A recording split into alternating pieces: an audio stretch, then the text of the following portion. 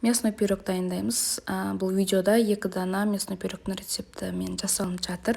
Қаймақ, жұмыртқа, тұзымызды жақсылап араластырып, үстіне разрыхитель қостым. Сосын сары майды микроволновкада ерітіп, үстіне құямыз. Сосын ұнымызды илеуіштен өткізіп, қамыр илейміз. Қамыр илеп, 2 бөлікке бөліп кішкене қойып қоямыз. Ішіне салмасын дайындаймыз. Картопты осылай домалақ етіп, орташа қалыңдықты тураймыз. Картопты бөлек қойып, пиязды майдалап тураймыз. Сосын пиязымызды фаршымызға салып, үстіне тұз, бұрыш, дәмдеуіштерді қосып, жақсылап араластырып аламыз. Картопты бөлек, тұз, бұрышын қосып дайындап аламыз. Сосын қамырымызды 2-ке бөліп, бұны да қатты жұқа қылмай жайып аламыз.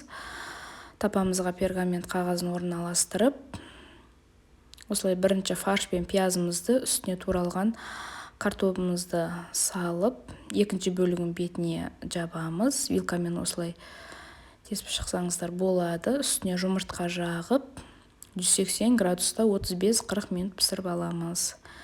Өте жұмсақ және дәмді болып шығады. Ас болсын.